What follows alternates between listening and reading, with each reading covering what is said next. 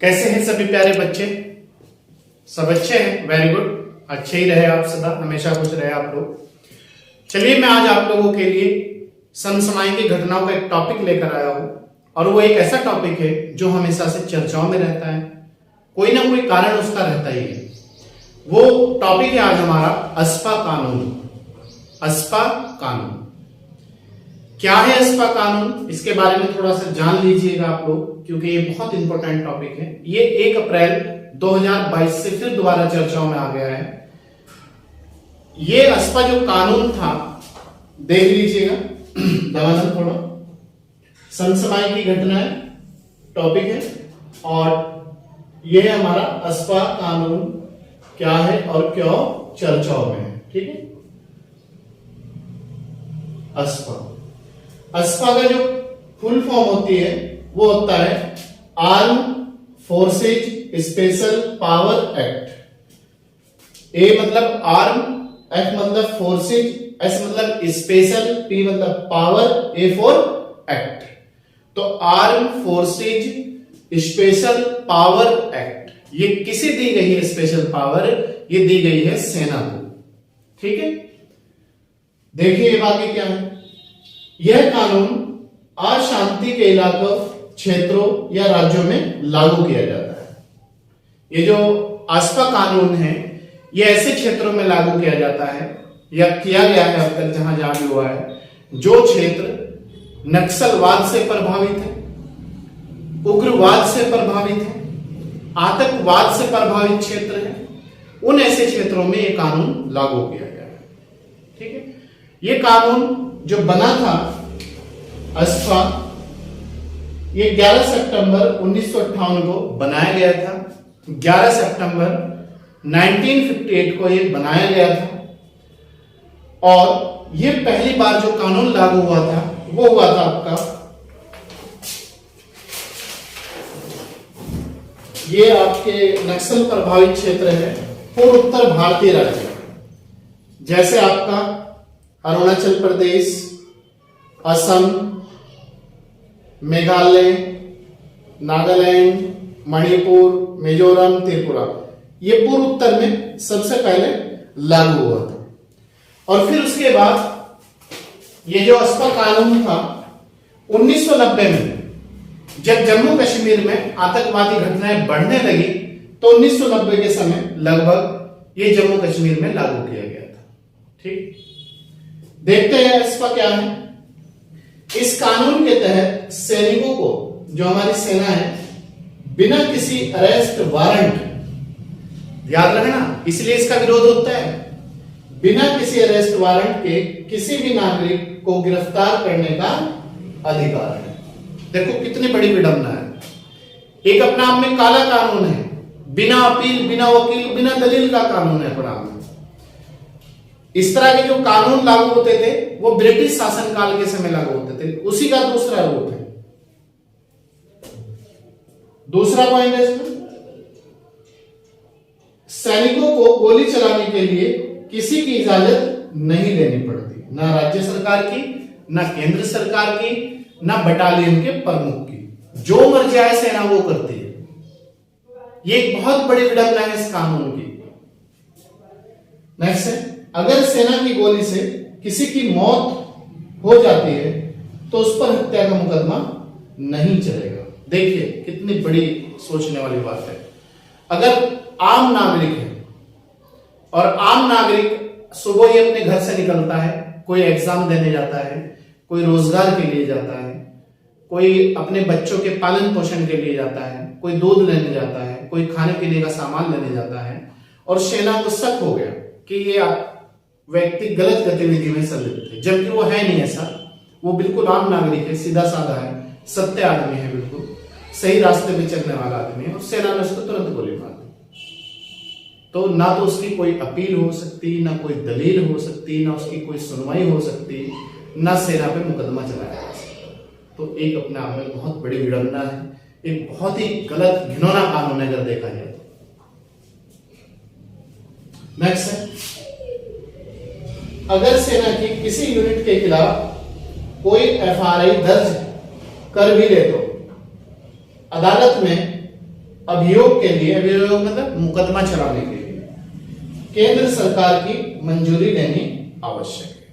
अब ये केंद्र सरकार के ऊपर डिपेंड करेगा कि उस व्यक्ति को जिस पे गलत अपराध करा गया है, गलत तरीके से मारा गया है, गोली चलाई गई है, अभी 11 नागरिक मारे गए थे, वो गलत कैसे, तो इसमें केंद्र सरकार इसकी मंजूरी प्रदान करेगी। वो करेगी या नहीं करेगी वो तो उसके ऊपर डिपेंड है।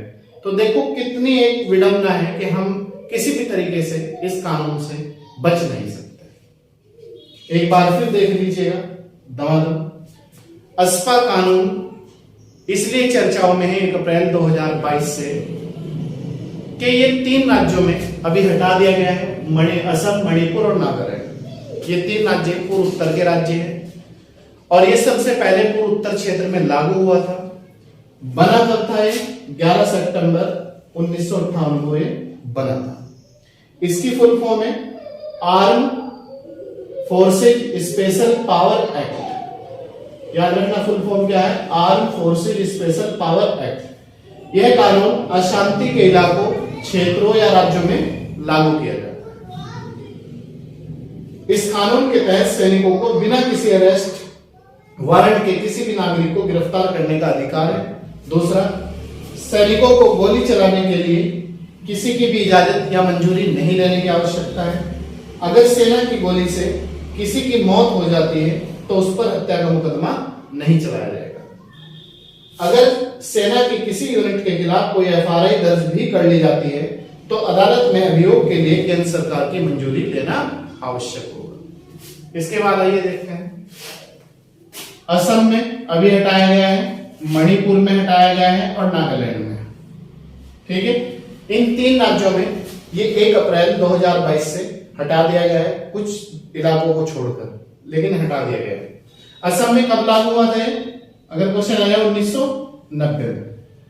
1 अप्रैल 2022 से 23 जिलों से हटा दिया गया है।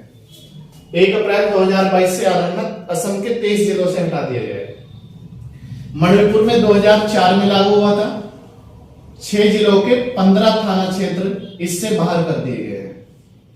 6 जिलों के 15 थाना क्षेत्र इससे बाहर कर दिए गए, अब ये यहां लागू नहीं होगा।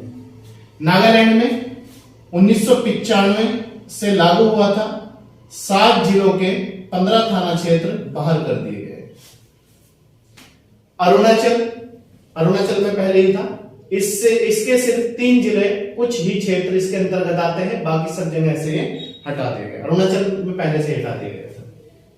नेक्स्ट है नोट है, वर्ष 2015 में अस्पा त्रिपुरा से और 2018 में मेघालय से पूर्ण रूप से हटा दिया गया था। मतलब यहां पहले ही हटा दिया गया था। अगर ये पूछ ले एग्जाम में कि कौन से पूर्व उत्तर राज्यों में ये पहले ही हट चुका था, ये आपका त्रिपुरा और मेघालय। TM याद रखना। ठीक है, नेक्स्ट है 1 अप्रैल 2022 से नागालैंड, मणिपुर, असम में वर्तमान में हटाया गया है।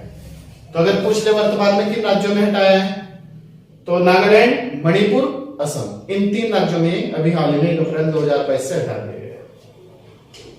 यहां काफी लंबे समय से इस कानून को हटाने की मांग चल रही थी। आम जनता द्वारा इसे बार बार फोर्स डाला जा रहा था सरकार पे कि इस तरह का घिनौना कानून, ये गलत कानून है, इसमें आम नागरिकों की हत्या हो रही है, आप इसे हटा दीजिएगा। तो अब आगे उस पर सुनवाई हुई, कमेटी गठित करी गई थी, उन्होंने रिपोर्ट दी कि नहीं, अब पूर्व उत्तर जो क्षेत्र है वहां शांति है, वहां शांति बहाल की जाए, वहां लोगों का सहयोग मिल रहा है और वहां सब कुछ सही है, आप इसे हटा दीजिए। इसके अलावा कुछ क्वेश्चन बन सकते हैं, ये ना पूछ के तो राजधानी पूछ सकता है, मुख्यमंत्री पूछ सकता है, राज्यपाल पूछ सकता है, तो वो देख लीजिएगा। राज्य, राजधानी, मुख्यमंत्री कौन है इस राज्य का और राज्यपाल, ये देख लीजिएगा। देखो असम की राजधानी क्या है? दिसपुर। असम के मुख्यमंत्री फिलहाल सर्बानंद सोनोवाल है। कौन है? सर्बानंद सोनोवाल। और राज्यपाल कौन है असम के? गोपीनाथ बोरदोलोई। गोपीनाथ बोरदोलोई। एक बार फिर देख लीजिएगा, असम की राजधानी क्या है? दिसपुर। मुख्यमंत्री सर्बानंद सोनोवाल। और राज्यपाल कौन है? गोपीनाथ बोरदोलोई। मणिपुर की राजधानी क्या है? इंफॉल। मुख्यमंत्री एन वीरेंद्र सिंह, राज्यपाल ला गणेशन। इसके बाद नागालैंड की राजधानी कोहिमा, मुख्यमंत्री नेफ्यू रियो और राज्यपाल जगदीश मुखी। नागालैंड की राजधानी कोहिमा, मुख्यमंत्री नेफ्यू रियो और राज्यपाल जगदीश मुखी। अरुणाचल भी देख लेते हैं। अरुणाचल ईटानगर है राजधानी, पेमा खांडू मुख्यमंत्री यहाँ के और बीडी मिश्रा यहाँ के राज्यपाल। तो हो सके वो क्वेश्चन ना पूछ के आपको यहाँ से क्वेश्चन दे दे राजधानी और राज्य, या मुख्यमंत्री या राज्य, या राज्यपाल और राज्य। तो कभी कभी क्योंकि अटैच से क्वेश्चन देता है एग्जाम में, ये नहीं कि भाई एकदम पूरे का पूरा पूछ लेता है। तो ये था आज की जो हमारी क्लास थी अस्पा कानून को लेकर। मैंने आपको पूरी डिटेल समझाई कैसे क्या होता है, ये क्या नहीं होता, पूरा आप इसे एक बार एनालिसिस कर लें। आप कोई भी एग्जाम दीजिए, आईएएस से लेकर PCS, PCSJ, group C, police, SI वगैरह जितने भी आप एग्जाम है, कहीं भी इससे बाहर आपका अस्पा कानून से क्वेश्चन बन ही सकता है वर्तमान में। ठीक है, तो आप बहुत अच्छी तरीके से तैयारी करें और आगे बढ़े। चलिए मैं आपका अपना टीचर गुलशेर। और अगर आप हमारे यूट्यूब चैनल पर नए हैं तो प्रतिदिन 3 क्लास पाने के लिए और एक हफ्ते में 3 टेस्ट लेने के लिए और एक हफ्ते में 3 करंट अफेयर की क्लास पाने के लिए आप हमारे चैनल को सब्सक्राइब कर लीजिएगा और बेल आइकन को प्रेस कर लीजिएगा, ऑल पे कर दीजिएगा, ताकि आपको 3 क्लास मिल सके। और ज्यादा से ज्यादा लाइक और शेयर कीजिएगा। और अगर पुराने हैं तो कंटिन्यूटी के साथ जुड़े रहिएगा और ज्यादा से ज्यादा शेयर कीजिएगा और लाइक कीजिएगा और अपने दोस्तों के साथ हमारे क्लास के बारे में चर्चा कीजिएगा और कंटिन्यूटी के साथ और लोगों को भी जोड़ने का प्रयास कीजिए। चलिए मैं आपका अपना टीचर